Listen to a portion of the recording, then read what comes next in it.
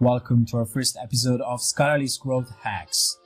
Matt here, and today we're going to talk about online forms and how they can be used to increase conversions on your websites.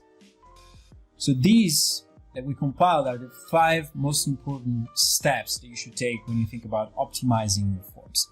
The first group is about reducing friction. So you want to reduce the number of clicks required for completion. Any unnecessary step that moves the user from step 1, point A, to point B, you want to reduce, right? You want to get the least amount necessary to get them converted. You want to use placeholders so that you give them suggestion of what to input so that it can be quicker for them to actually fill in the form. And you want to be sure to take care of legal messages. The ones that might be too complicated, try to be concise, try to be clear, put links for those that want to expand and understand your terms of services, but not overly write about them in the forms. You want to make it simple. Also, though, don't deceive users. Don't trick them into accepting things that are not clear enough to them. Prevent mistakes. That's very important. Displaying errors on forms, it's a very essential part of forms design. The idea is that you want to not refresh ever the page if there is a mistake, if there is an error, right? You want to show the error, display the error, and make them fill it, correct it, and move on as quick as possible. And also, you don't want to reset anything in the form if there's an error. Those are very important steps. UX, Y, right? And then explain clearly why you're asking for sensitive information. It's very important if you ask for those kind of information to explain why and how they will be used so that you reduce any amount of friction that might be in completing those steps. The second group is about multi-steps against single-step forms. The idea is to chunk down your forms into multiple steps so that the user feels satisfied by filling out the first step and then filling out the second step. You chunk it down. It's very important to show and display a progress bar so that they see kind of at what point they are. You don't want to be too specific. You want them to feel like they're almost done, but at the same time there's something left to fill out so they don't get surprised if they move to the next step and then they weren't expecting it. The other important group is about non-essential fields. You want to remove anything that's not essential. We're going to see a few practical examples of what I mean. And one of the important steps here is don't ask for the password twice. There's no need. Forgot passwords is everywhere these days. If they make a mistake while typing their password once, they can actually reset it. So no problem at all. And it's very important that you ask for that once. Also, give them a reason to convert. That's very important. That's essential that around forms there are any social proof, trust certificate, trust items that show that you can be trusted when it comes to their information, right? And also address any concern that's likely to happen when they're about to take that kind of action, right? So it's important, and something that many websites do, they put FAQs very close to the form so that if the user has any question, goes to the FAQs, reads about it, and then in a few inches away, you can actually go and convert, right? Lastly, think about call to action. It's very important, the phrasing, the terms you use in your call to action buttons. And the idea is they should complete the sentence, I want to X, right? I want to get started. I want to create something. I want to unlock something, right? So that's the idea. It's very important at this step that you think about terms that are actionable, that are positive, and they don't entail too much effort for them, right? So something like get something. It's very simple. I get it, right? Instead of creating, instead of starting, it's an in-between, right? So think about terms that are positive and they think about quick wins for the user, okay? So let me show you now a few examples of what I mean, right? So here's EasyCI. EasyCI, highly optimized sites deployed in minutes. And they have a form that starts with get started, okay? So by clicking on that, it opens a new page. This is UX-wise probably better to load into the same page. But here we see a form that has 4 fields, right? So the first step that I would think of is having an input field next to get started would have been better because already the email address could have been, filled out when the user reaches this second stage. Also, there is a password twice. The idea is, as we said, we want to have it once. There's no need to type it twice. Very interesting that they also ask for the name. I'm not sure it's something needed at this point, maybe for technical reasons, but I would say they could really get along with email and password, and that's it. Get started is a pretty standard, simple, fine. as a call to action could have been made better by explaining why. Get started, or maybe give some sort of like immediate action, right? Get started now, or give them why. Get started and discover something. You don't want to be too long, but also you want to give them a little bit of a touch. By clicking get started, you agree to our terms and have read our privacy policy. It's pretty standard, pretty fine. It's also one way to make it flawless in a sense, because they're not requiring the check mark, but some parts of the world, like think about Europe and GDPR, they actually require you to click on the checkbox intentionally. So this is kind of borderline in that sense. Then very nice the way they took care of giving a reason why they should sign up, right? It's free for all users, so don't worry, there's no credit card ask. No, this is a typical concern that people might have when they try something new, right? They sign up for something. No limits, no credit card needed. It's very, reassuring that it's fine. You sign up, you use it for free, right? And there's a little boolean. Even when we introduce paid plans in future, there will always be free forever plans. So it's like, don't worry at all. You'll still use the product for free no matter what happens. Pretty nice. Overall, I would say, it's good enough. Could have been a little bit better, but pretty fine. So crowdsourcer.io.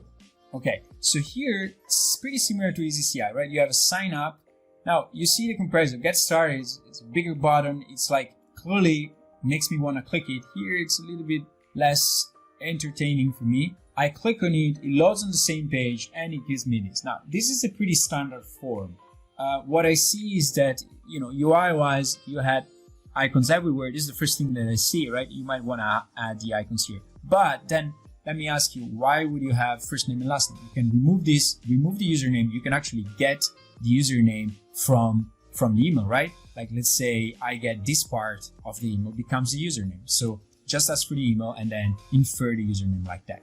And then password, really fine. There's a confirmed password again. You can remove. Again, the problem with the checkbox, sign up, it's weak. It's definitely weak compared to get started. It's also not in caps. That's a stylish, idea. But register here, it's not too entertaining as well. What this does, your email address and full name will never be displayed on this side. Okay, that's again addressing a concern. I would have preferred to have this instead of register, right? But overall, pretty fine. There's a sign in button in case you already signed up. It's okay. A little bit better the EasyCI, but again, not quite what we want out of a form, especially a sign-up form. Let's get to HackerStash. Now, here is the form, and they use placeholders. These are actually, think about it, they use placeholders, but these are actually more verbose, more interesting, right? And a little bit more entertaining. There's also this nice animation when it comes to going from field to field that helps stay informed. That's a pretty nice and pretty simple call to action. It's a community-led microfinance for hackers and entrepreneurs. Okay, pretty interesting. Get notified when we launch. We're launching in June. So here, good reasons why you should sign up, right? This is mailing list, I guess. Join the 121 people who are already waiting to start. That's another pretty interesting piece because it ties back to the form and it tells you, look, there's social proof here. There's actually 121 other people that actually sign up the form. So it builds a little bit of a FOMO, right? What is HackerStash? It explained right next to it.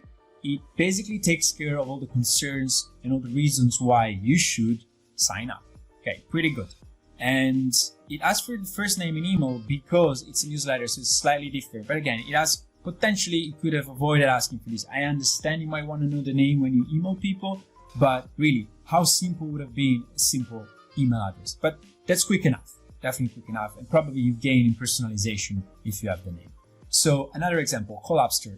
Here, the call to action for the form is not super visible. I understand the blue calms the eyes, but you might want to have a brighter blue here. So let's click on it, loads on the same page, start collaborating with creators. Okay, that's a pretty good call to action. Then it becomes weak here. It could have been get started here, and then it would be a nice combo.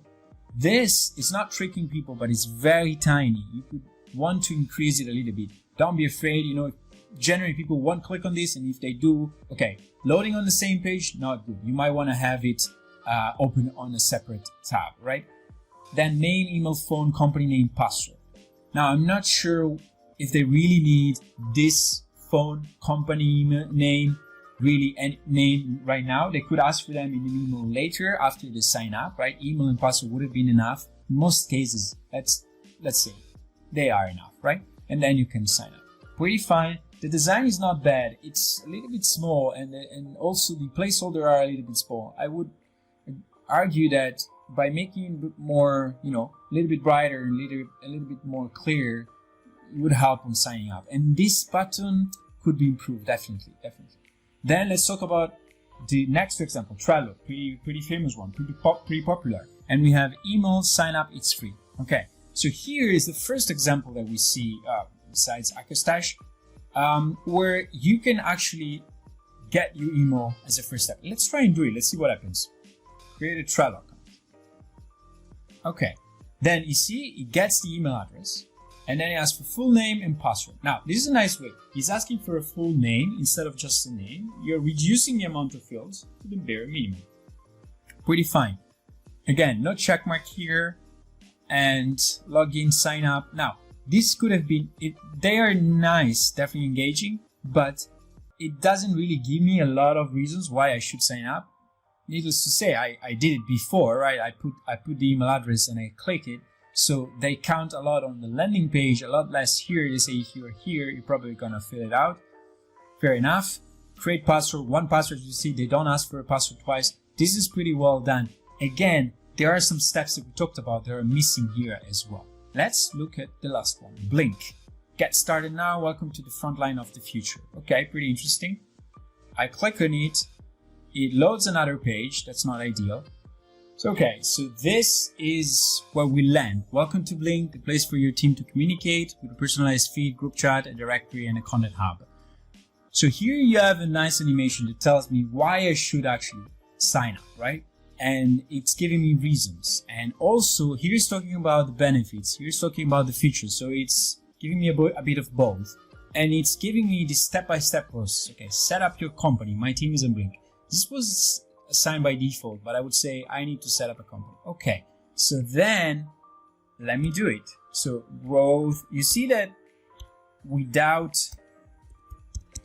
actually thinking about it, I am filling out step by step, and there's a nice green here that tells me, green checkmark that tells me, okay, go ahead, this is good, continue, boom, edit your email address, fine, welcome to Blink, please select how you would like to register with email, register with Go. This is pretty nice step by step. Now what is missing is the progression bar, but we're almost there, really almost there. Then you do register with email, and it says check your email, and they set me. Pretty well done. And then from this step on, we'll probably go on and ask me for the password, and we're in. And it's a step by step. It doesn't feel like much, but I'm doing the step and I'm focusing on step by step. Also, look at the layout, right? You have this white column that gives me brings me all the attention there, and then you have the rest here that's kind of like giving me reasons why I should focus my attention on the white side and filling out the steps. So pretty well done. I hope you enjoyed this first video. We're going to follow up with a lot of other growth hacks, but for now, that's all. Thanks a lot.